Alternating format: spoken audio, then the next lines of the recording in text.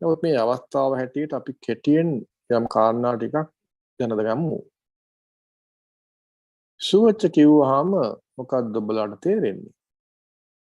සුවච කිව්වහම අපි ගොඩක් වෙලාට දන්නේ එයා නම් හරි සුවච කීකරු කෙනෙක්නේ. මෙන්න මෙහෙම අදහසක් එනවා. ඉතින් මේකත් හරි තමයි. හැබැයි සුවච කියන වචනේ ඊට වඩා ලොකු ගම්භීර අර්ථයක් තියෙනවා. ඒක මම සූත්‍රයකින්ම පෙන්නන්නම්. මේ මුගලන් හාමුදුරුවෝ එක්තරා අවස්ථාවක මේ ස්වභාවය පිළිබඳ විස්තර කරනවා. සුවච, සෝවචස්ස, දෝවචස්ස කියලා කාරණා දෙකක් තියෙනවා. දැන් මංගල සූත්‍රය උනත් මේ කාරණාව තියෙනවා. කාන්තිච සෝවචස්සතා, සෝවචස්සතාවේ.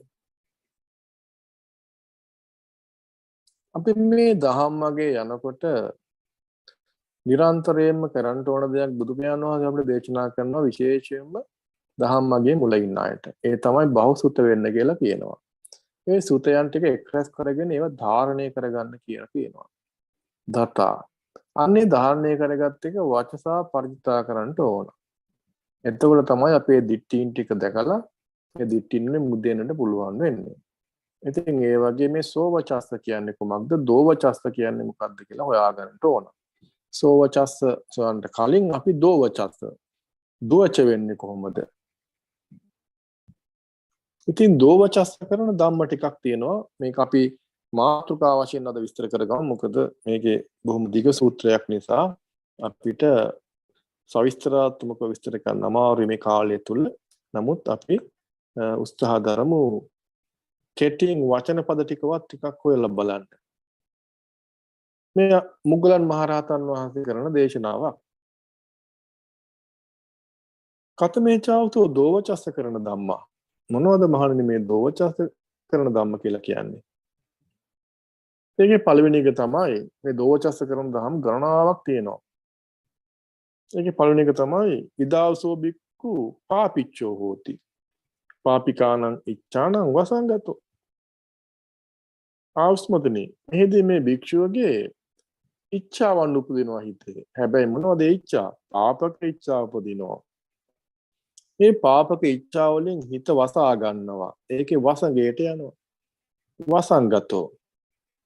සම්පාවසෝ බික්ඛු පාපිකෝ පාපිච්ඡා හෝති පාපිකානං ඉච්ඡානං වසංගතෝ අයපි ධම්මෝ දෝවචස්ස කරනෝ. දැන් ඔබතුමල්ලා හිතලා බලන්න තමන්ගේ සිත් තුළ කොනවද හැමතිස්සෙම තියෙන්නේ?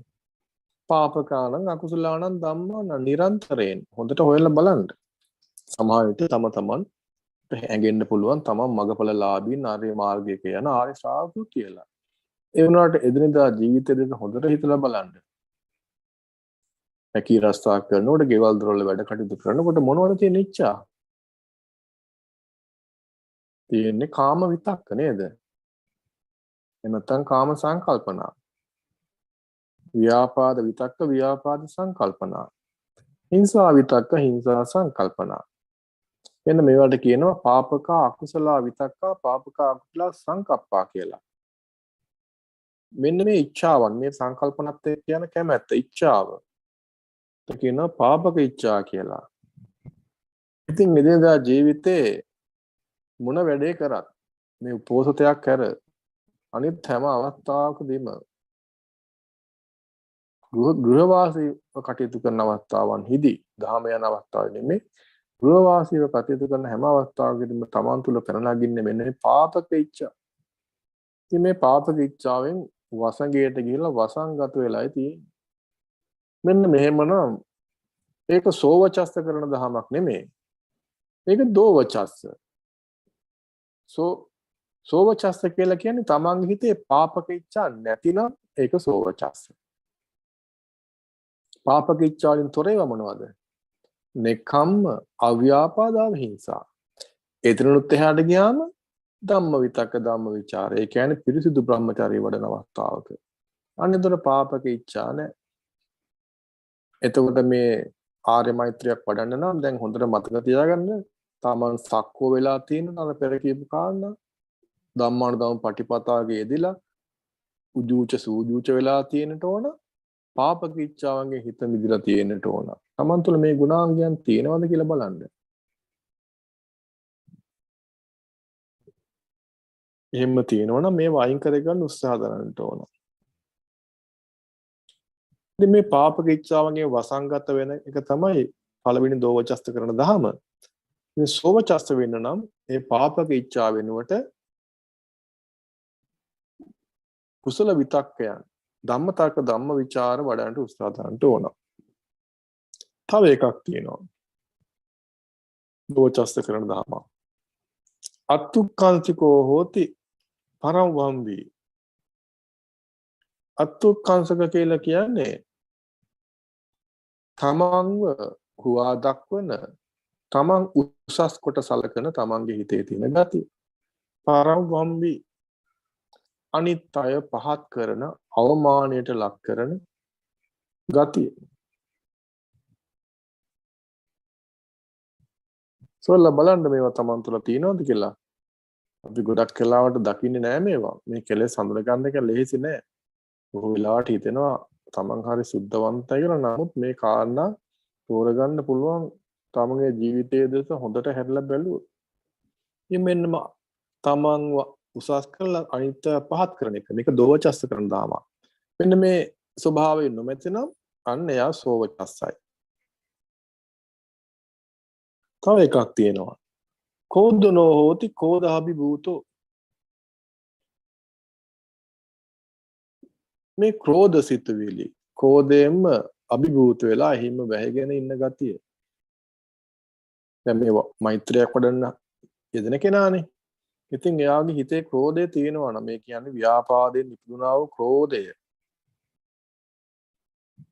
එතනම් ක්‍රෝධයෙන්ම වැසීගෙන ඉන්නවනම් ඒක දෝවචස්ත කරන ධර්මයක්. මේ අපි ක්‍රෝධයෙන් මිදෙන්නට ඕන. මම මේ කෙටියෙන් වචන පද කියන්නේ පසු කාලනෝ ඔබතුමන්ලා මේවා හොඳට විග්‍රහ කරලා තෝරගන්න. ඒ වගේම තව කාරණයක් තියෙනවා. කෝධනෝ හෝති කෝධ හේතු උපනාහි. මේ සිතේ තරහ ක්‍රෝධය ඇති වුණාම තවත් ගතියක් එනවා හිත ඇතුලේ පලි ගන්න ගතියක්. මෙන්න මේ පලි ගන්න ගතියට කියන උපනාහය කියලා. උපනාහය තියෙන එකන් වෛරය සංසිඳෙන්නේ නැහැ. තථාගතයන් වහන්සේ කියනවා අක්ඛෝචිමං අවදිමං අජිනිමං අහාතිමේ යේ චතං උපනයිහන්ති වේරං තේසං නසම්මති කියලා. අපේ ගොඩක් කලාවට හිත තුළ වැඩෙනවා අපිට විවිධ අකටයුතු අසාධාරණ කම් වෙනකොට තමන්ට දෝෂාරෝපණ වලට ලක් වෙනකොට තමන්ට හිතෙනවා නම් අවඩක් අසාධාරණයක් වුණා කියලා අන්න ඒ අවස්ථාවේ වේචතං උපනායහන්ති ක්‍රෝධයත් එක්ක උපනාහය එනවා. වේරං තේසං නසම්මති. ඒ නිසා වෛරය සංසිඳෙන්නේ නැහැ. අක්ඛෝචිමං අවදිමං අජිනිමං අහාසිමේ යේචතං න උපනායහන්ති වේරං තේසු උපසම්මති. තමන්ට මොන අසාධාරණය වැඩ අසාධාරණේ සිද්ධ වුණත් යේචතං න උපනායහන්ති මේ ක්‍රෝධය එන්නේ නැත්තම් උපනාහේ යෙදෙන්නේ නැත්තම් වේරං තේසං තේසූපසම්මති වෛරය එතනම සංසිඳෙනවා. මේ තමයි උපනාහය කියන්නේ පරිගැනීමේ අදහස වෛරයෙන් යුක්තව එන අදහසක්. මෙන්න මේ ගතිය දෝවචස්ස කරන දහමක්. මේ වෛරය උපනාහයේ ක්‍රෝධේ නොයදෙනවා නම් ඒක සෝවචස්ස කරන දහමක්.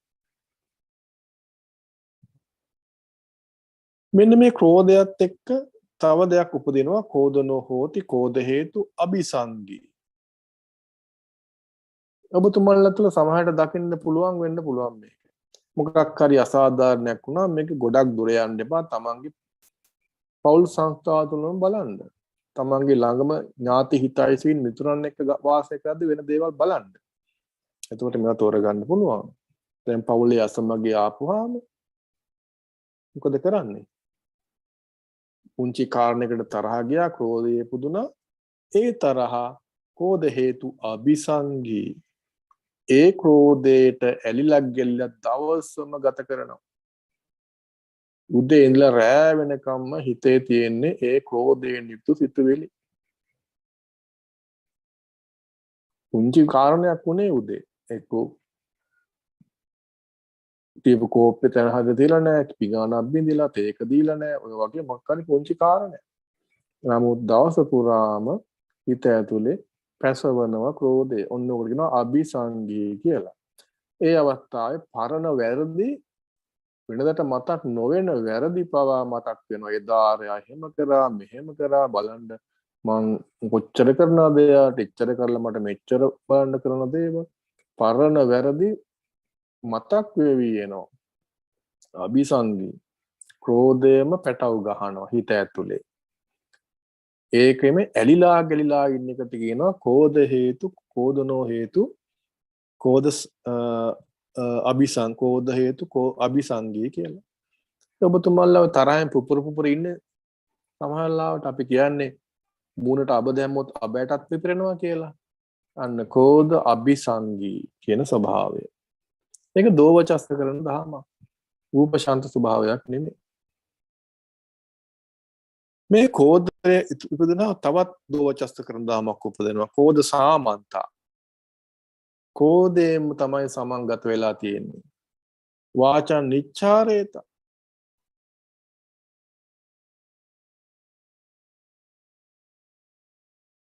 නොයෙකුත් වචන පද කටින් පිට වෙන්න පටන් ගන්නවා.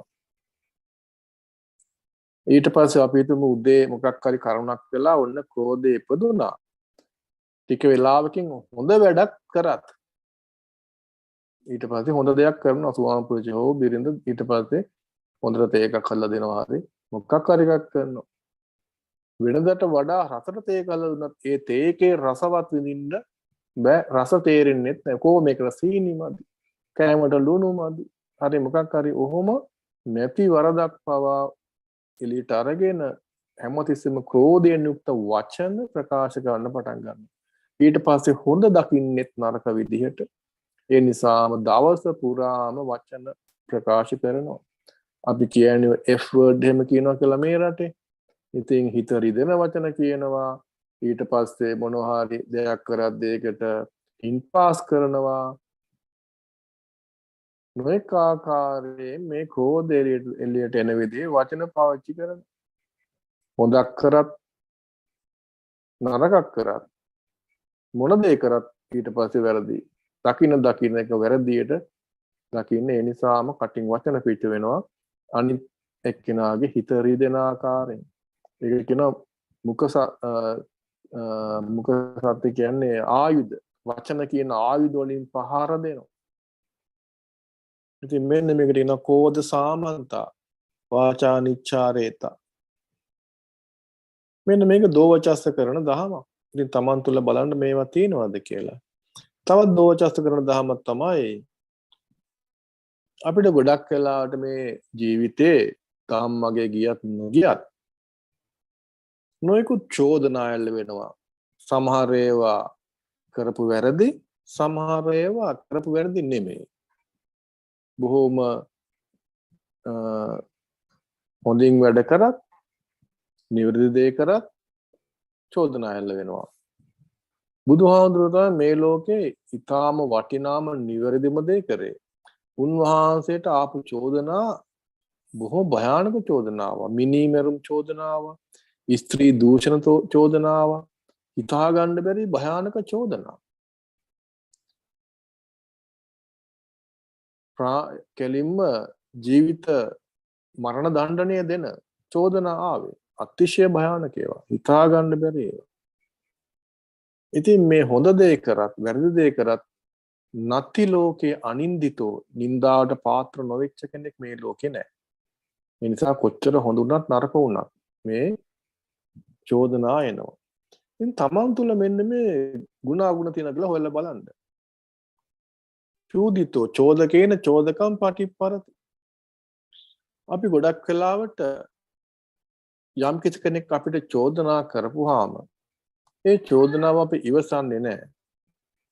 බොහෝ වෙලාවට කරන දෙයක් තමයි ඒකට පටහැනිව යනවා. ඒකට විරුද්ධව යනවා. මෙන්න මේ චෝදනාවක් Tamanට එදිනකොට ඒකට පටහැනිව විරුද්ධව යන එක දෝවචස්ත කරන දහමක්. සොයලා බලන තමන්ගේ සිත තුළින්.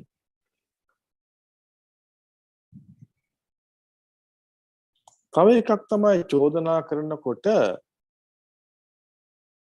චූදිතෝ චෝදකේන චෝදකං අප්‍රසාදේති. චෝදනාවක් කරපුවාම මේ චෝදනා කරන කෙනා කෙරෙහි ප්‍රසාදයක් ඇති වෙන්නේ නැහැ. අප්‍රසාදයක් ඇති වෙන්නේ. දැන් ආර්ය ශාසනය නම් චෝදනා කරපුවාම අනේ මගේ වැරද්දක් කියා දෙනවා කියලා ඒකට පටහැනිව යන්නේ නැහැ. ඒ කියන කෙනා කෙරෙහි අප්‍රසාදයක් ඇති වෙන්නේ නැහැ. අපි කාට හරි කිව්වොත් ඔබ දරන් ඉන්න මතය මහා වැරදි මතයක්. ඕ මතය වහාම හදාගන්න. ඕක බුද්ධ භාෂිතය නෙමෙයි කියලා යම් කිසි ආකාරයෙන් කිව්වොත් ඒක චෝදනාවක් වශයෙන් බාර ගන්න ඉන්න පුළුවන්. මේකට පටහැනිව කතා කරනවා. ඒ වගේම ඒ කෙරෙහි ප්‍රසාදයක් ඇති වෙන්නේ නැහැ. ඉතින් අපේ තුල මේ ගති තියෙනවද කියලා හොයලා බලන්න. යම් කිසි කෙනෙක් චෝදනා කරපු ගමම්ම වැරදි දෙයට චෝදනා කරත් නිවැරදි දෙයට චෝදනා කරත් හැම තිස්සෙම තමන්ගේ හිත රිදෙනවා. හොඳට හොයලා බලන්න. කදානුහන්දු වචනේන වුත්තෝ තතෝ නිමිත්තං විමනෝන හෙස්සං අතෝ පසත්තෝපි තතෝ නිමිත්තං තුට්ටෝන හෙස්සං කදි තදිදං කදාමේ. දුබ් වචන දුවචෝචස්ස කියන්නේ දුබ් වචනයෙන් අපිට චෝදනා කරනකොට මගේ හිත රිදව ගන්න ඉන්නේ නැතුව ඉන්න පුළුවන් නම් කොච්චර හොඳද? අන්නේ තත්ත්වෙට හිතපත් කරගන්න ඕන. ඒකට පටහැනිව ගිහිල්ලා හැමතිස්සෙම gedara dore වුණත් චෝදනාවක් කරපු ගමන් බිරිඳ හෝ ස්වාම පුරුෂයා දරුවෝ හෝ දෙමාපියෝ චෝදනාවක් කරපු ගමන් යන්නේ ඒකට ප්‍රතිවිරුද්ධව පටහැනිව කියන දේ නෙමෙයි කරන්නේ. මෙන්න මේ ස්වභාවය දෝවචස්ස කරන දහමක්. ඒ නිසාම මේ චූදිතය චෝදකේන චෝදකස්ස පච්චාරෝපේති. මේක බොහෝ වෙලාවට දකින්න තියෙන දෙයක්. පච්චාරෝපේති කියන එක. තමන්ගේ වරදකට හෝ නිවැරදිකට අවස්ථාවක චෝදනාවක් කරනවා. ඔබ බලන්න මේ වැරද්ද කරානේ කියලා කියා දෙනවා. කියනවා. එතකොට මොකද කියන්නේ චෝදකයා? චූදිතයා. අන්න මම නෙමෙයි උඹනේ ඔක කරේ. ඔක මගේ වරදක් නෑ. ඔයා ඔක අර එහෙම කරපු නිසා තමයි මට මෙහෙම කරන්න උනේ. ඔයා පරක් වෙලා පාන්දනේ මට මේක මෙහෙම කරන්න උනේ. ඔයා අර එහෙම කියපන්දානේ මට මෙයාට මෙහෙම කියන්න උනේ. මෙන්න Tamanට චෝදනා කරපුවාම ඒ වරද හැමතිස්සෙම අපි තව කෙනෙකුට පටවනවා. මේ ලෝකේ ඕනම අවස්ථාවක බලන්න දැන් ඔය නිවුස් බැලුවත් එදිනදා ජීවිතේ බැලුවත් හැම තිස්සෙම ලෝකයේ තියෙන්නේ අනිත් කෙනාට වරද පටවන අදහසින්. මේක ලෝකයේ කෙසේ වෙතත් Taman දෙස බලන්න. බිරිඳ කියනවා ස්වාම පුරුෂයා කියනවා බලන්නකෝ ඔයා මෙහෙම කරානේ. ඒකට අනිත් පැත්තට එකක් කියනවා මං එහෙම කරේ ඔයා මෙහෙම කරපු නිසා. ඔන්න ආගියුමන්ට් එක පටන් ගන්නවා. ඉතින් දවස පුරාම කෝද සාමන්ත අபிසංගී වලින් තමයි දවස ගත කරන්නේ. ඒකට ප්‍රතිවිරුද්ධව තමයි කතා කරන්නේ. කට ඇරියොත් අනිත් පැත්තට දෙයක්මයි කියන්නේ. නිශ්ශබ්දව ඉන්න බෑ. මෙන්න මේවා සේරම දෝවචස්ස කරන දහම්. ඉතින් අපි ඉගෙන ගන්න ඕන මෙන්න මේ පටහැනිව කතා කරන එක නවත්තන්න, චෝදකයා කෙරෙහි අප්‍රසාදයක් ඇති කරගන්න එක නැති කරගන්න. චෝදකයාට ආරෝපණය කරන්න වෙන වැරදි ඒ වැරද්ද එයාට පටවීම හෝ එහෙම නැත්නම් එයා කරපු වෙන වැරද්දක් එයාට චෝදනා කිරීම ආපස්සට ආරෝපණය කිරීම. මෙන්න මේ ධර්මතා තථාගතයන් වහන්සේ කියන්නේ දෝවචස්ස කරන දහම් කියලා. තවත් එකක් තමයි මේ චෝදනා කරපුවාම කරන එකක් අඤ්ඤේන අඤ්ඤං පටිවරති බහිද්ධා කතං අපනාමේති කෝපංච දෝසංච අප්පංචංච පාතු කරෝති. බොහෝ වෙලාවට මේක දකින්න පුළුවන් දෙයක් නේ එදිනදා ජීවිතේ බලන්න. චෝදනා කරපුවාම එක්තරා හැකින් එක්තරා එකක් වහනවා. චෝදනාව ඔන්න කරා ඊට පස්සේ ඔන්න කතාව වෙන පැත්තකට හරවනවා බොහෝම සීරු මාරුවට. අර චෝදනාවෙන් මග හැරෙන්න. වහිදාකතං අපිනාමේති. එහෙම නැතුව ගියොත් කෝපංච දෝසංච අපච්චාංච පාතු කරෝති. හේතු සාධක නැතිව එකපාරටම කෝපය ප්‍රකාශ කරනවා. කෝපාවිෂ්ඨ වෙනවා. දොස් කියන්න පටන් ගන්නවා. අපි කියන්නේ අභූත චෝදනා කරනවා කියලා. චෝදනා කරපු කෙනාට අභූත චෝදනා කරන්න පටන් ගන්නවා. හේතු සාධක නැහිති ප්‍රත්‍යයන් නැති නොකරුණු දේවල් පවා මවලා කියනවා උඹ මෙහෙම එකෙක්. උඹ අරහෙම කරනවා නේද? බොරකම් කරනවා. දුරාචාරය යනවා. ස්ත්‍රී දූෂණ කරනවා. හරි මොනවා හරි කියන්න පටන් ගන්නවා. ගෙදර දොරේ නම් තමන්ගේ බිරිඳ ස්වාමිපුරුෂ අතර දෙන දේවල් බලන්න සමහර වෙලාවට නොකරපු වරදවල් වලට පටලවන්න පටන් ගන්නවා. මෙන්න මේක දෝවචස්ස කරන දහමක්. ඉතින් මේවෙන් අපි මිදෙන්නට ඕන. සෝවචස්ස වෙන්න නම් පුණජ පරංගාවසෝ චුදුර ආපදානේන සප්පායති. අපිට යම් කිසි කෙනෙක් චෝදනා කරපුවාම එහි ආපදානය අලගියතෙන් මුලගියතෙන් නිර්භයව ප්‍රකාශ කිරීමේ දක්ෂතාවය තමන් තුළ තියෙන්න ඕන. එහෙම නැත්නම් ඒක දෝවචස්ස කරන දහමක්. ඔව්වනේ මගේ අතින් මේ වරද වුණා. හැබැයි මම පොරොන්දු වෙනවා නැවත මේ වරද නොවෙන්න මගේ උපරිම උත්සාහය දරන බවට. අන්න ආපදානේ සප්පායති වුණා. බොහෝ වෙලාවට කරන්නේ ඒක නෙමෙයි. නෑ. මගේ අතින් නම් ඔහොම එකක් වුන්නේ නෑ. කියලා තමන්ව නිවැරදි කරගන්නවා. හැමතිස්සෙම අපි වරදක් කරපුවාම මේ වැරද නිවැරදි කරන්න බොහෝ වෙලාවට බොරු සිය ගණනක් කියනවා. නැති අභූත චෝදනාවන් ඉදිරිපත් කරනවා අනිත්ට. එහෙම කරලා කොහොම හරි තමන් නිවැරදිකාරයෙක් වෙන්න තමයි උත්සාහ කරන්නේ. ආපදානේ තමන්ට වෙච්ච සත්‍ය සිද්ධිය එහෙම කියන්න පුළුවන් කමක් නැහැ බොහෝ දෙනෙකුට. ඉතින් මෙන්න මේවා තමන්ට වෙච්ච දේ හරියට කියාගන්න බැරි එක දෝවචස්ස කරන දහමක්. ඊට පස්සේ තව කාරණා ගණනාවක් තියෙනවා මේ දෝවචස්ස කරන. මක්කී හෝති පලාසි මකුකම ගුණ මකන ගතිය අනිත්‍යගෙත් දොස් පවසන ගතිය පලාසී ගතිය දෝවචස්ස කරන දහමක්. ඉරිසියාව අනිත්‍යගේ අභිවෘද්ධිය ඉවසා දකින්න බැරි ගතිය. ඒකට කියනවා ඉරිසියාව කියලා. මච්චරිය තමන් සන්තකයේ තියෙන දෙයක් තව කෙනෙකුට දෙන්න බැරි ගතිය. මේවා දෝවචස්ස කරන දහම. සට කපට මායා ගතිය දෝවචස්ස කරන දහම. මේ හිතේ තද ගතිය එක්ක අපිට එනවා අතිමාන කියලා ගතියක්. මානයට වඩා එහාගේ එකක් අතිමානී. හිතේ තද ගතිය අතිමානී ගතිය මොනවා කිව්වත් හිත හොලවන්න බෑ. කොච්චර කිව්වත් උඹ වැරදි කියලා ඒක තෝරගන්නේ නැහැ. ඒ හිතේ තද ගතිය සහ අතිමානී ගතිය. අනිත් එක තමයි මෙහෙම යනකොට සන්දිට්ටි පරාමාසී වෙනවා. ආදානග්ගාහේ දුප්පටි නිස්සග්ගේ. තමන් දරාගෙන ඉන්න මතිමතාන්තර පරාමාශනය කරගන්නවා. ඒ කියන්නේ බදාගෙන ඉන්න ඒවා අතහරින්න බෑ. ආදානග්ගායි හොඳටම ඇදගෙන අල්ලගෙන ඉන්නවා. දුප්පටි නිස්සග්ගේ දුරු කරන්න විදියක් නැහැ. අන්න ඒ වගේ සම්දිට්ඨි පරාමාසන ඒවා දෝවචස්ස කරන දහම්. මෙන්න මේ කාරණා ටික මේ කෙටියෙන් වචන පද කිව්වේ. ඉතින් මේවා වැඩි විස්තර Taman තෝරගන්න උත්සාහ ගන්න. මෙන්න මේක දෝවචස්ස කරන දහම් කියලා. ඉතින් ඔය වගේම සෝවචස්ස කරන දහම් විදිහට පණවන්නේ කතමා ආවසෝ සෝවචස්ස කරන ධම්ම. දැන් අපිට ඕන සෝවචස්ස. අපි මේ කතා කරන්නේ මුදු මොනවාද මේ සක්කෝජුච සූජුච සුවචෝචස්ස සෝවචස්ස කරන දහම්. මෙන්න මේ පෙර කියපු පාපක ඉච්ඡාවන් සහ ඒවෙන් පටන් ගත්ත මේ දෝවචස්ස කරන දහම් 16ක් විතර කිව්වනේ. මෙන්න මේ 16ෙම 17ක් කිව්වනේ. අන්නේ සියල්ලගේම ප්‍රතිවිරුද්ධ අවස්ථාව. ඉතින් මෙන්න මේ ප්‍රතිවිරුද්ධ අවස්ථාව දැනගෙන ඉස්සෙල්ලාම තමන් මෙන්න මේ කාරණා තමන්ට තියෙනවාද කියලා හොයන්න ඕන.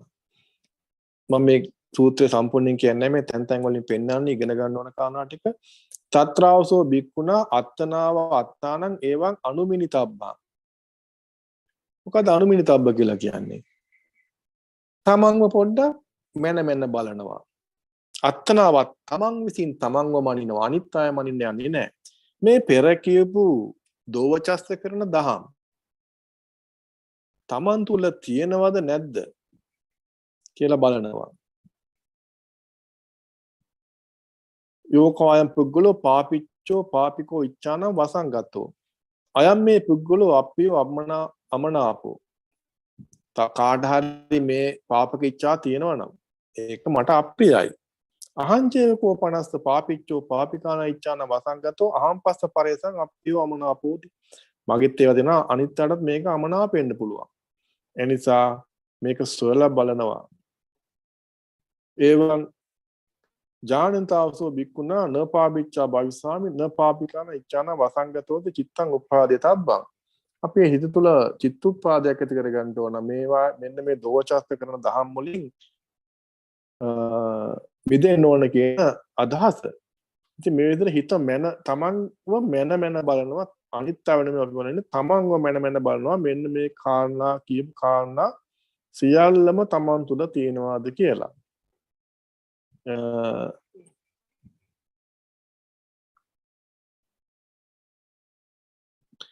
ඊට පස්සේ තමන් තුළ දැන් මේවා තියෙනවා කියලා හොයාගත්තොත් දැන් මේවා මනිනවනේ.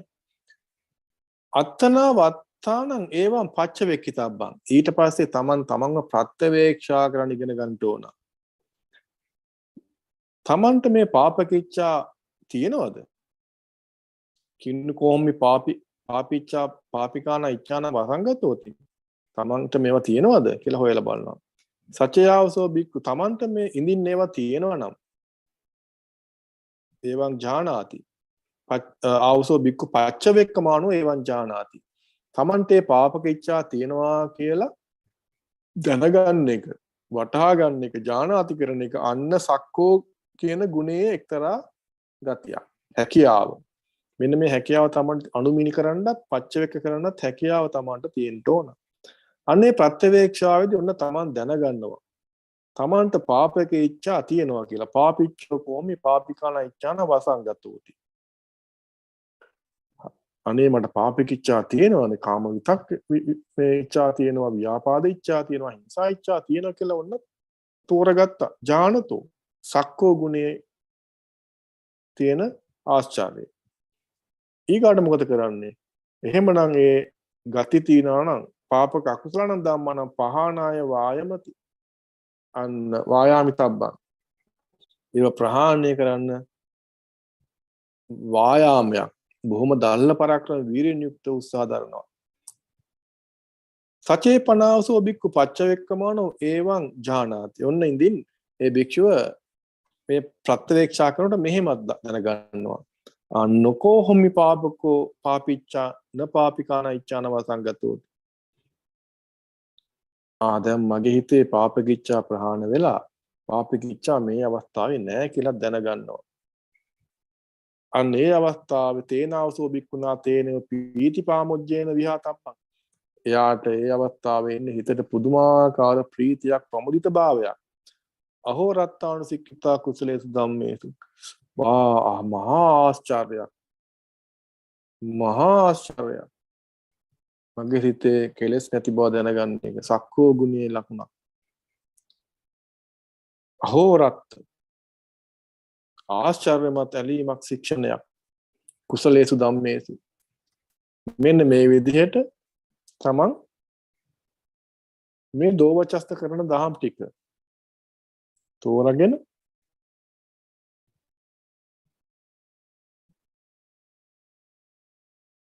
ඒවැ මිදෙන්න උත්සාහ දරන්න ඕන.